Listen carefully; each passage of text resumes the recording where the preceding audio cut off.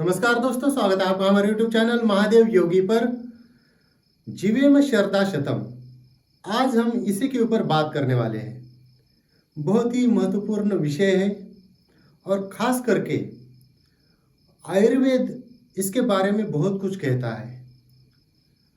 आप सोच रहे होंगे कि आयुर्वेद एक चिकित्सा पद्धति है जो बीमार रोगों को ठीक करने के लिए बनी हुई है, लेकिन ऐसा नहीं है। जितना वो चिकित्सा पद्धति है उससे कई ज़्यादा आयुर्वेद का फोकस है स्वस्थ व्यक्ति को स्वस्थ बनाए रखने पर। आयुर्वेद में एक श्लोक आता है, जीवेम शरदा शतम के रिलेटेड ही ये श्लोक है। सीधा मैं हिंदी में अनुवाद उसका आपको बताता हूँ। हम 100 वर्ष तक जीवित रहे, हम 100 वर्षों तक देख सके, 100 वर्षों तक सुन सके, 100 वर्षों तक वाक सिद्धि हमारी रहे, 100 वर्षों तक हम स्वावलंबी रहे। यानी कि आयुर्वेद में साफ साफ कहा गया है कि 100 वर्ष तक तो जीवित रहना है, लेकिन ऐसा नहीं कि आप कहने के लिए जीवित है। आपके सारी इंद्रिय 100 वर्षों तक सुचारू रूप से कार्य करनी चाहिए। इसके ऊपर आयुर्वेद फोकस करता है कि आप स्वस्थ रहे और 100 वर्ष तक जीवित रहे। तो इसमें कौन सी बाधाएं आ जाती है? सबसे पहली बाधा है कि बुढ़ापा जल्दी आ जाता है, और आजकल तो ये बहुत जल्दी आपको देखने को मिलेगा। 40-50 की उम्र में ही लोगों के देखने की क्षमता, सुनने की क्षमता या अलग अलग प्रकार की बीमारियां आपको देखने को मिलेगी। आजकल तो स्कूलों के बच्चे भी चश्मा पहने बिना देख नहीं पाते हैं। तो ऐसे हम 100 वर्ष तक जीवित रहेंगे? आयुर्वेद कहता है कि अगर हम अपने खान पान का अच्छे से ध्यान रखें, उचित मात्रा में योगाभ्यास करें, संयमित जीवन जिए, तो 150 वर्ष से लेकर 200 वर्ष तक भी हम जीवित रह सकते हैं। 100 वर्ष तक तो सभी को जीवित रहना चाहिए।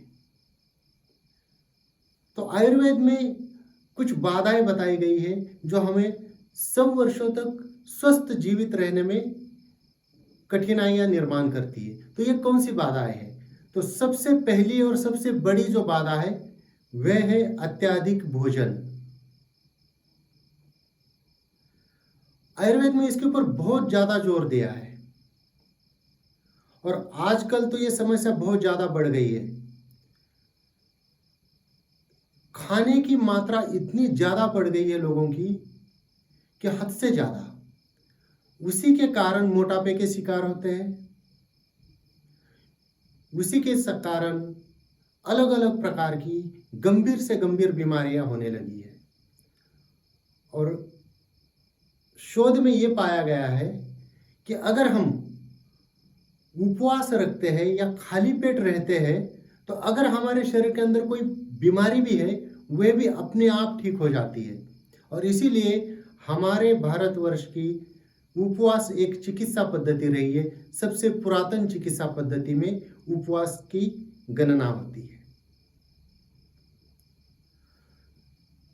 यह भी देखा गया है कि जो जितना कम खाता है वह उतना ही ज्यादा जीता है। जो योगी लोग होते हैं वो औषधि के समान भोजन लेते हैं, बहुत कम भोजन लेते हैं, और वो काफी दीर्घजीवी होते हैं। जो बहुत ज्यादा खाता है, हद से ज्यादा खाता है, लिमिट से ज्यादा खाता है, वह उतना ही अल्प आयु होता है, उतनी ही जल्दी बीमारियों से जकड़ जाता है। इसलिए भोजन के ऊपर संयम होना अत्यंत आवश्यक है। भोजन करने का एक नियमित समय होना चाहिए, लेकिन आजकल इसके ऊपर तो कोई ध्यान ही नहीं दे रहा। कभी भी खा रहे हैं। सुबह ब्रेकफास्ट होना चाहिए, उसमें ऐसी चीज़ें होनी चाहिए, खास करके तो फल हो तो सबसे उत्तम है। उसके बाद दिन में भोजन आप ले सकते हैं। उसके बाद रात्रि का भोजन जितना हो जल्दी हो सके उतना लेना चाहिए। लेकिन आजकल लोग 9 बजे, 10 बजे, 11 बजे, 12 बजे, 1 बजे, 2 बजे तक भी खाने वाले लोग हैं। आप सोचिए, हमारे शरीर के जो ऑर्गन होते हैं ना, वो 24 घंटे की साइकिल में एक पर्टिकुलर समय पे ज़्यादा एक्टिव रहते हैं और ज़्यादा इनएक्टिव रहते हैं। अब जैसे मैं हमारे पाचन संस्था की बात करूं या हमारे पैनक्रियाज की बात करूं, सुबह के 8 बजे हमारी पैनक्रियाज जितनी एक्टिव रहती है, जितनी ज़्यादा मात्रा में इंसुलिन बनाती है, ठीक उसके विपरीत रात के 8 बजे वो इनएक्टिव होती है। तो इसका मतलब साफ साफ ये है कि सुबह 8 बजे के आसपास आपको खाने की अनुमति है। आप एक टाइम भरपेट भी खा सकते हैं, लेकिन रात्रि के 8 बजे के बाद आपको खाना बिल्कुल बॉडी अलाउ नहीं करती। उसके बावजूद भी खाते हैं और फलस्वरूप बीमार हो जाते हैं। आयुर्वेद इसके साथ एक चीज और बताता है कि भूखे पेट सोना भी अल्प आयु का कारण है।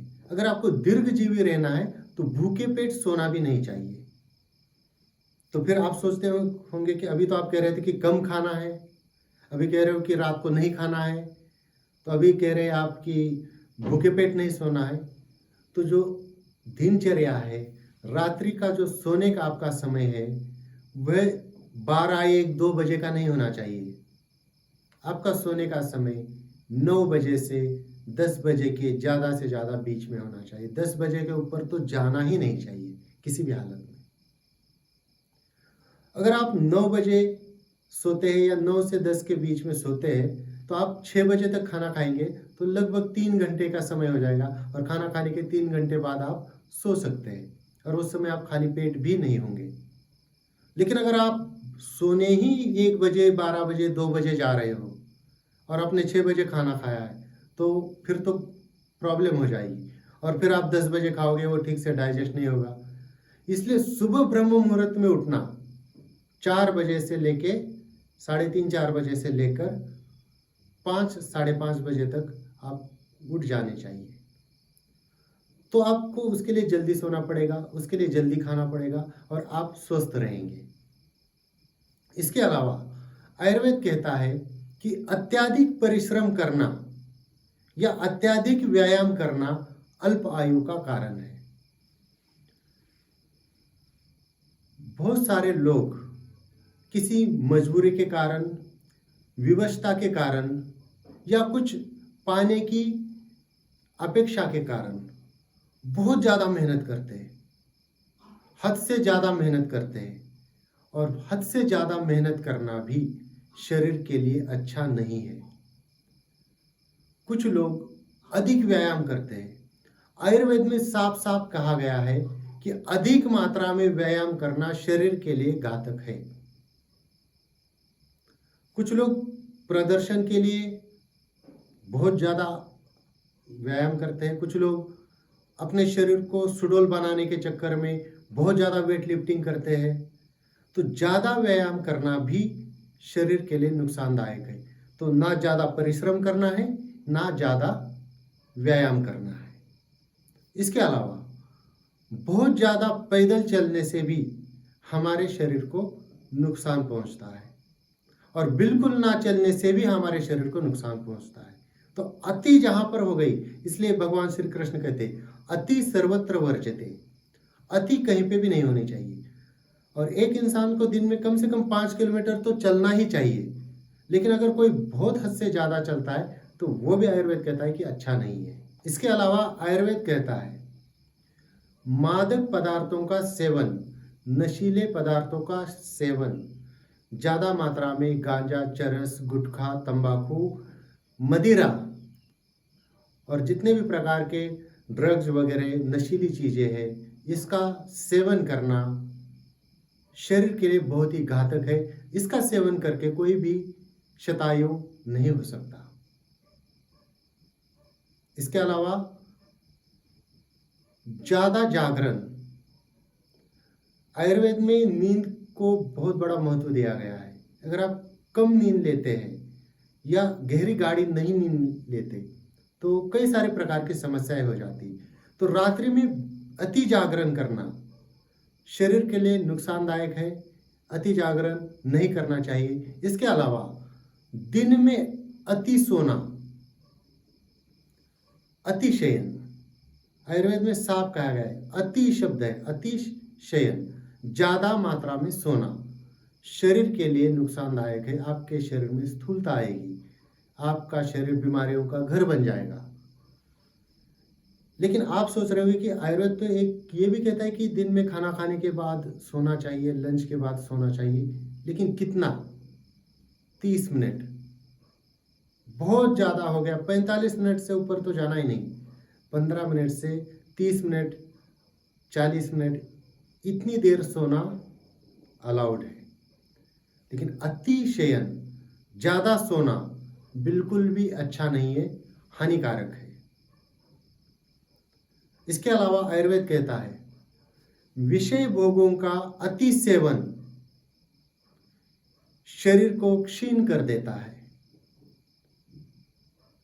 इसलिए ब्रह्मचार्य का पालन भी करना चाहिए। बहुत ज्यादा विषय भोगों का अगर सेवन करते हैं तो आपका शरीर बहुत जल्दी क्षीण हो जाएगा, बीमार हो जाएगा और आप दीर्घायु नहीं हो सकते। आयुर्वेद कहता है कि भोजन पचने से पूर्व भोजन सबसे ज्यादा नुकसानदायक है।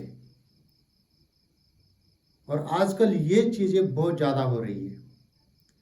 होता क्या है कि हमें भूख लगती है, खाने की आवश्यकता है, ब्रेन को मैसेज आता है भूख लगी है, कुछ खाना चाहिए, हम खा लेते हैं। अब जब हम भोजन कर लेते हैं तो हमारे मुंह में सलाइवा बनती है, वहीं से हमारा पाचन शुरू हो जाता है, पेट में जाता है खाना, डाइजेस्टिव एंजाइम बनते हैं, खाने को पचाने शुरू कर देते हैं। तो इस प्रोसेस में कुछ समय लगता है। खाया तुरंत पचा गया ऐसा तो नहीं होगा, तो इसके लिए एक समय लगता है। अब मान लीजिए आपने सुबह 8 बजे खाना खाया, पाचन शुरू हो गया, 8:30 बजे कहीं चलते फिरते कुछ दिखा, उठा के सीधा खा लेते हैं। अब होगा क्या, जो आपने आधा घंटा पहले खाया था वो एक लेवल तक पच चुका है। नया खाना जब दोबारा जाएगा तो दोबारा डाइजेस्टिव एंजाइम बनेंगे, शरीर को बनाने पड़ेंगे, और वो जो प्रोसेस चल रही थी पाचन की वो गड़बड़ा जाएगी। या तो डाइजेस्टिव एंजाइम ज़्यादा बनेंगे या कम बनेंगे, पित्त भड़केगा, एसिडिटी होगी। और आजकल लोग कहते हैं कि हमें एसिडिटी है। सबसे मेन कारण यही है एसिडिटी का। पहला भोजन पचा नहीं, ऊपर से डाल दिया, चलते फिरते कुछ ना कुछ मुंह में डालते रहते। बहुत सारे लोगों को तो ये आदत रहती है, काम करने बैठे टेबल के पास कुछ बरनी में कहीं पे कटोरे में कुछ रखा होता है, कुछ काम करेंगे उठा के मुंह में डाल दिया, चबाते हुए फिर कुछ डाल दिया। तो ये बहुत गलत तरीका है। पहला जब आपने खाना खाया उसको पचने के लिए टाइम दे दीजिए।